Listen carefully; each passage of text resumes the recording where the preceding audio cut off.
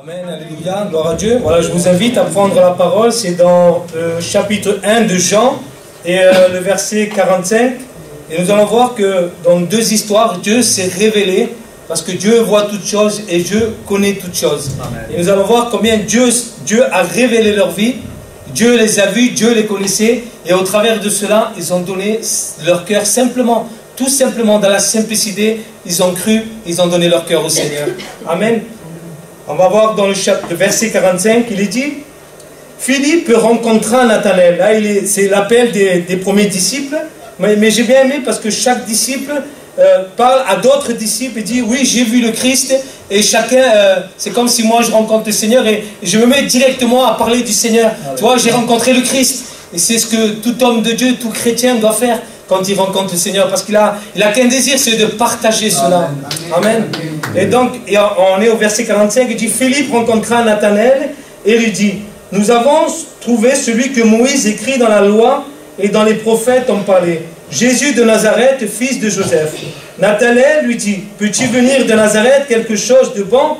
Philippe lui répondit, viens et vois. C'est ce que ce soir vous êtes venus voir. Vous êtes venus et vous allez voir la gloire de Dieu. Amen. Jésus, voyant venir à lui Nathanaël, lui dit, voici vraiment un Israélite dans lequel il n'y a point de fraude. Donc Jésus est en train déjà de dévoiler sa vie. Et cet homme lui dit, d'où me connais-tu? Lui dit Nathanaël. Jésus lui répondit, avant que Philippe t'appela, quand tu es sous le figuier, quand il était sous le figuier, je t'ai vu. Nathanaël, simplement Nathanaël répondit et lui dit, Rabbi, ce qui veut dire maître, tu es le Fils de Dieu, tu es le roi d'Israël. Jésus lui répondit, parce que je t'ai dit que je t'ai vu sous le figuier, tu crois, tu verras de plus grandes choses que celle-ci. Tout simplement, parce que Jésus lui a révélé où il était, parce que Jésus l'a vu où il était. Est-ce que ce soir, ça vous rassure que Jésus vous a déjà vu? Que Jésus, parce que Jésus voit toutes choses. Jésus voit où tu es tout à l'heure. Il y a un cantique qui dit, quand tu étais dans ta voiture, je te vois. Quand tu étais dans ta maison, je t'ai vu. Quand tu étais dans ta situation, je te voyais. Quand tu étais tout à l'heure en prière, je t'ai vu. Mais Jésus a révélé simplement cela et il a cru en sa parole.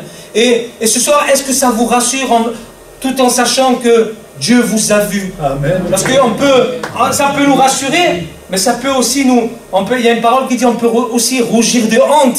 Parce que quand on vient à la lumière de la parole de Dieu, et quand on sait comment Dieu m'a vu, il est dit que quand on était dans le ventre de notre mère, Dieu nous voyait déjà. Et sur son livre étaient déjà tous inscrits. Tous les livres, tous les jours qui nous étaient destinés. Tous les jours, il dit que ses yeux déjà nous voyaient. Donc il ne nous a pas vus simplement ce soir ou tout à l'heure, mais déjà avant que tu existes, il te voyait déjà. Il te voyait déjà, il avait un plan pour toi. Il avait un plan pour chacun de nous. Et ce soir, il est bon de savoir, Seigneur, mais tu vois ma situation, Seigneur, et il n'y a que toi qui la vois. Seigneur, personne d'autre voit ma misère. Vois, Seigneur, comme dit ce cantique, il dit, j'étais malheureux, il était malheureux, mais Dieu l'a vu dans son malheur. Il est bon que Dieu voit les problèmes par où nous sommes en train de traverser. Mais si le pasteur, si le chrétien, si la chrétienne ne le voit pas, mais Dieu, lui, l'a vu. Si ce soir tu es là, peut-être moi je ne te vois pas, mais Dieu te voit ce soir. Et Dieu voit ce qu'il y a à l'intérieur de ton cœur, comme Dieu a vu dans Philippe. Et il lui dit, en vérité, vous verrez désormais le ciel ouvert et les anges de Dieu monter et descendre sur le Fils de l'homme. Oui, Dieu voit toutes choses. Il voit toutes choses en secret. Il n'y a pas de choses secrètes qui est dévoilée ce soir, car tout est à nu et à découvert devant le Seigneur. Et moi, je me sens rassuré que Dieu me voit. Dieu me connaît ce soir. Et ce soir, Dieu nous connaît parfaitement. Il ne te connaît pas à moitié, Dieu te connaît parfaitement. Il est dit dans le psaume 139, tu me sondes et tu me connais. Avant que la parole soit déjà sur ma bouche, que lui déjà, il la connaît déjà entièrement. Il la connaît entièrement. Avant que ta parole avait été dite, lui, le Seigneur, la connaît entièrement. Toi tu crois que parce que tu es un malheureux, tu crois parce que personne ne fait cas de moi, je suis qu'un alcoolique, je suis un sans-abri, personne ne fait cas de moi, ma famille ne fait pas cas de moi. mais Dieu, lui, te voit ce soir. Dieu, lui, oui, Dieu fait cas de toi. Parce que Dieu voit ta situation ce soir. Et comme il a dit tout à l'heure, le cantique disait, Dieu te connaît et il veut te pardonner. Il veut te pardonner ce soir. C'est le but, c'est Dieu est amour. Dieu est amour, il n'est pas l'amour d'un homme, mais Dieu est amour parfait. Parce que nous, on peut aimer pour un certain temps, mais l'amour de Dieu est inconditionnel. Jamais l'amour du Seigneur ne terminera, jusque dans la vie éternelle. Moi, je peux t'aimer aujourd'hui, et parce que demain, tu m'as blessé, donc mon amour pour toi peut changer. Mais Dieu, lui, si tu l'as blessé aujourd'hui, si tu l'as blessé demain, il continuera à t'aimer. Il continuera à t'aimer jusque dans l'éternité, parce qu'il a préparé l'éternité pour chacun de nous. Donc Jésus lui dit, quand tu étais sous le figuier, je t'ai vu. Il t'a vu tout à l'heure. Tu étais en larmes, tu étais en pleurs peut-être. Tu étais en une situation où tu dis, Seigneur, il n'y a plus rien à faire pour moi. Mais Dieu t'a vu. Dieu a vu tes larmes. Dieu a vu que tu étais en train de te lamenter. Peut-être Dieu t'a vu aussi que tu étais en train de lever le poing contre Dieu. Et tu n'as pas compris. Pourquoi il m'arrive ceci? Pourquoi il m'arrive cela? Le malheur atteint souvent le juste. Mais l'Éternel l'en délivre toujours. L'en délivre toujours. Toujours, c'est toujours. Fais confiance au Seigneur. Fais-lui confiance ce soir. Dieu connaît parfaitement. Moi, je peux la connaître à moitié. Tu peux me dire, ouais, voilà, il y a ça, ça, ça. Mais Dieu, lui, te connaît parfaitement. Te connaît parfaitement. Et nous allons voir aussi dans le chapitre 4 de Jean, une femme samaritaine également.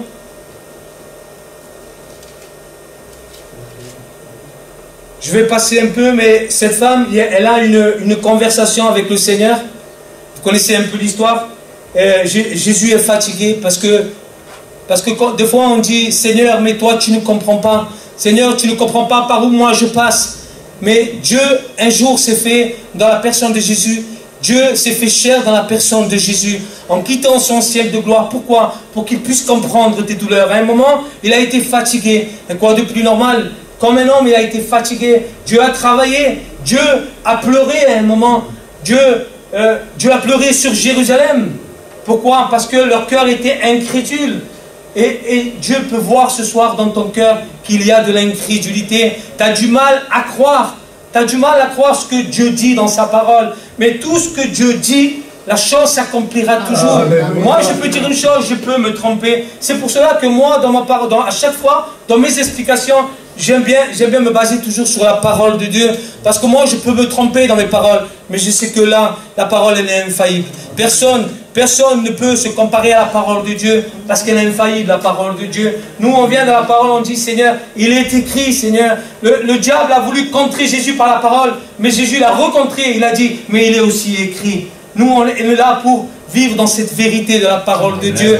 Que Dieu nous éclaire à chacun de nous de vivre vraiment dans cette vérité. Nous voyons aujourd'hui dans un monde où il y a tellement de mensonges, tellement d'erreurs aujourd'hui dans toutes les églises. Mais Dieu est là pour nous éclairer. Le Saint-Esprit dit qu'il nous conduira dans toute la vérité. Le Saint-Esprit ne conduira jamais personne dans le mensonge. Mais sinon, cela ne vient pas de Dieu. Cela vient du père du mensonge, qui est le diable. Le Saint-Esprit nous conduira toujours et toujours dans la vérité et de sa parole. Donc cette femme a une conversation. Elle dit que c'était une Samaritaine et une femme.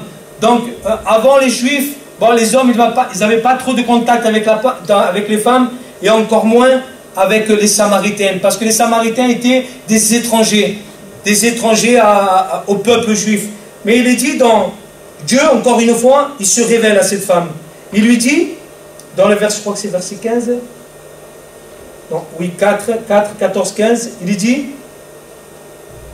la femme lui dit, Seigneur, donne-moi cette eau afin que je n'ai plus soif et que je ne vienne plus puiser ici.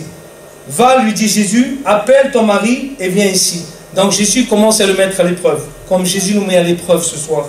La femme répondit, je n'ai point de mari. Jésus lui dit, tu as eu raison de dire je n'ai point de mari, car tu as eu 5 maris.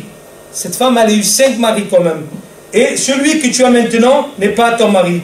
Et Jésus lui dit, en cela tu as dit vrai. Jésus a vu qu'elle a dit la vérité. Parce que pourquoi? Parce que Jésus la connaissait parfaitement. Parfaitement. Il fallait qu'il passe par la Samarie.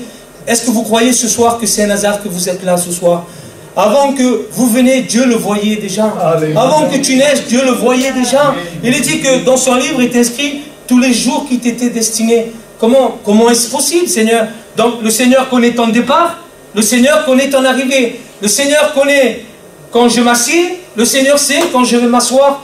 Il n'y a pas un endroit sur terre que tu peux te cacher aux yeux de Dieu. C'est pour cela que j'ai dit tout à l'heure, Dieu te voit. Et Dieu te voit là où tu te trouves, au fin fond de la terre, Dieu te voit. Tu peux te trouver en Afrique, comme tu peux te trouver en Asie, comme tu peux te trouver en Europe, comme tu peux te trouver n'importe où dans le monde. Dieu te voit. Mais non seulement que Dieu te voit, et il te voyait déjà avant ta naissance, avant que tu eusses formé. J'aimerais que si Lucien met, je crois que c'est dans Jérémie 1,5, je ne sais pas si c'est marqué, ou je vais le lire. Moi j'aime bien cette parole, c'est une vocation du prophète Jérémie. La parole de l'Éternel me fut adressée en ces mots. Avant que je t'eusse formé dans le ventre de ta mère, je te connaissais déjà.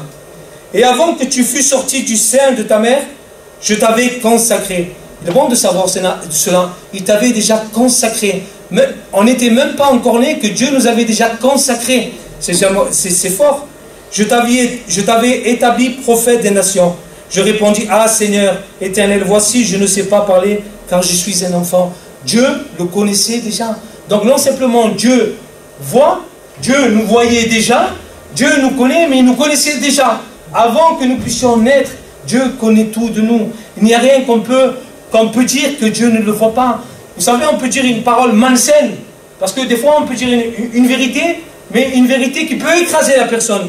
On peut dire une parole encourageante, mais derrière cette parole encourageante, ça peut être une mauvaise intention derrière. Pourquoi? Parce que Dieu, lui, le voit. Peut-être la personne ne va pas le voir, mais mais Dieu, lui, le voit. Parce que moi, je peux te dire, mon frère, t'inquiète pas, Dieu va te bénir. Voilà, on est un peu comme ça. Mais peut-être mon intention, elle est mauvaise. Mais Dieu voit les motivations de notre cœur. Dieu, parce que lui, il est celui qui sonde nos cœurs et nos reins. Ici, il lit dans notre cœur comme dans un livre ouvert. Comme vous avez un livre ouvert, là, il est ouvert, la Bible, elle est ouverte. Mais Dieu la voit, lui, il nous voit comme ça. Donc Dieu, on ne peut pas tromper Dieu. Tu peux tromper un homme, tu peux tromper qui que tu veux, mais tu ne tromperas jamais Dieu. Parce que Dieu, lui, te voit, Dieu, lui, te connaît, et Dieu, lui, veut te changer. Et cette femme, quand elle a vu que Jésus a révélé ce qu'il y avait dans sa vie, dans le verset, je crois que c'est le verset, à partir du verset 26, verset 25, la femme lui dit, je sais que le Messie doit venir, celui qu'on appelle Christ. Quand il sera venu, il nous annoncera toutes choses. Jésus lui dit, je le suis, moi qui te parle. Il est là en face d'elle, il dit, je le suis, moi qui te parle. Donc qu'est-ce qu'elle fait cette femme? Dès qu'elle entend cette parole, dans la simplicité, qu'est-ce qu'elle fait? Je passe au verset 28. Alors la femme ayant laissé sa cruche, elle est surtout, s'en alla dans la ville et dit aux gens, venez voir un homme qui m'a dit tout ce que j'ai fait. Ne serait-ce point le Christ? Ils sortirent de la ville et vers lui. Cette femme a raconté tout ce que Jésus a fait. Et ces personnes-là ont voulu rencontrer tout ce que cette personne lui a dévoilé. Et ce soir, on veut rencontrer celui qui connaît, celui qui nous voit, on veut le rencontrer. Et ce soir, vous êtes au bon endroit.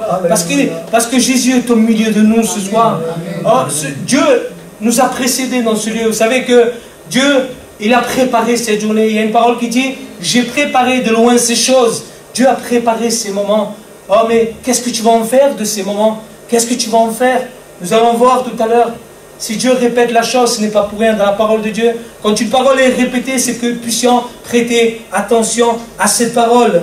Donc le verset 39, il dit, plusieurs Samaritains de cette ville crurent en Jésus. Pourquoi ils ont cru en Jésus? Il est dit, à cause de cette déclaration formelle de la femme. Est-ce que vous imaginez? Juste parce que cette femme leur a dit que Jésus m'a dévoilé cela, ils ont cru à cette parole, ils ont cru à la parole de la femme. Il m'a dit tout ce que j'ai fait. Aussi, quand les Samaritains vinrent le trouver, ils le prièrent, rester auprès d'eux, et il resta là 2 jours. Et un beaucoup plus grand nombre crurent à cause de sa parole. Mais regardez maintenant comme c'est différent. Regardez cela maintenant. Et il disait à la femme, ce n'est plus à cause de ce que tu as dit que nous croyons, car nous l'avons entendu nous-mêmes, et nous savons qu'il est vraiment le sauveur du monde. Maintenant, nous avons cru que tu nous as dit, mais maintenant nous, on est venus, on a entendu, et nous voyons qu'il est le Fils de Dieu, qu'il est le sauveur du monde. C'est comme si nous, on témoigne, et que la personne, elle croit, mais maintenant qu'elle vient entendre la parole de Dieu, mais j'ai plus besoin de toi. Maintenant, je sais que Jésus-Christ est vivant. Je sais, j'ai entendu la parole de Dieu. Il y a quelque chose qui est né en moi. Il y a quelque chose qui s'est passé en moi. Et il y a une parole, si tu peux le mettre, Lucien, dans Hébreu, je crois que c'est 4, 7. Et moi, j'aime bien cette parole. Il dit, si vous entendiez sa voix. Tiens, Titi derrière toi, c'est Picaco, c'est ça. Il dit, si vous entendiez sa voix, n'endurcissez pas vos cœurs. Donc, est-ce que Picaco entend ma voix ce soir? Tu entends ma voix. Donc, il dit, si vous entendiez ma voix. Donc, Picaco entend ma voix. Mais il peut l'entendre avec son oreille. Mais il peut être aussi distrait par toutes sortes de choses. Il peut être distrait par, peut-être, il a oublié de fermer le gaz. Peut-être il est pris par des soucis. Peut-être il y a quelques bruits par les enfants, par les personnes qui sont à côté. Donc il peut être distrait. Mais, si je parle à côté ici, peut-être à Lucien, parce qu'il est dit, si vous entendiez sa voix. Donc, si Lucien entend ma voix, c'est pas simplement avec son oreille, parce qu'il peut entendre avec son oreille, c'est une chose. Mais si, il faut qu'il entende avec son cœur. Il faut qu'il entende avec son cœur. Parce que s'il va entendre avec son cœur, ça va être différent. Et s'il entend avec son cœur, qu'est-ce qu'il va en faire avec cette parole? Et je vous pose la question ce soir. Est-ce que vous entendez simplement avec les oreilles physiques ou avec les oreilles du cœur ce soir? Comment tu entends la parole de Dieu ce soir? Est-ce que tu l'entends avec tes oreilles? Ou est-ce que tu es distrait? Est-ce que tu es pris par les soucis de ce siècle? Parce qu'il est dit que beaucoup, dans les derniers jours, dans les derniers temps, beaucoup se prendront par les soucis de ce monde. Est-ce que tu es pris par les soucis de ce monde? Ou est-ce que ce soir, il y a une disposition de cœur? Dieu te demande ce soir d'ouvrir ton cœur. D'ouvrir ton cœur. Donc il est dit aujourd'hui, Dieu fixe de nouveau un jour. Il est dit, Dieu fixe de nouveau un jour. Aujourd'hui. Ne te vante pas du lendemain, car le lendemain se chargera de lui-même. Ne dis pas, demain je donnerai mon cœur au Seigneur, car tu ne sais pas ce qu'un jour peut enfanter. Dieu a permis que cette parole a été dite 2 fois. Aujourd'hui, il le répète, aujourd'hui. Pourquoi toi tu te dis, moi je vais attendre demain et je continue à fermer mon cœur, parce que c'est ce qui se passe quand tu refuses le Seigneur, d'accepter le Seigneur, de faire la paix avec le Seigneur et de suivre le Seigneur. C'est ce qui se passe. Il est dit, n'endurcissez pas vos cœurs. Mais comment est-ce possible? Mais à chaque fois que tu refuses le Seigneur, ton cœur s'endurcit. Mon cœur s'endurcit. À chaque fois que je sors de ce lieu, à chaque fois qu'une personne te parlera du Seigneur, parce que ce n'est pas simplement dans les bâtiments, parce que nous, l'Église, on est des pierres vivantes. Et là où nous allons, nous donnons de la vie. Jésus est la résurrection et la vie. Il a dit à cette femme, ne pleure pas. Je disais avec ma femme en prière, mais je dis, Seigneur, comment est-ce possible? Elle vient de perdre son enfant. Comment, Seigneur, tu peux lui dire, ne pleure pas? Comment est-ce possible? Mais il n'y a que lui qui peut dire ces paroles-là. Oh, quand la mort rencontre la vie est plus forte. Parce que Jésus a dit, moi je suis la résurrection et la vie. Et je priais tout à l'heure, je disais, Seigneur, ressuscite en moi ce qui est mort. Ressuscite mes frères, ressuscite mes soeurs, ressuscite mes Seigneur, ceux qui sont dans le monde et qui sont morts. Seigneur, qu'ils puissent avoir de la vie en eux, qu'ils puissent avoir de la vie en chacun de nous. Oh oui, Jésus est la résurrection et la vie.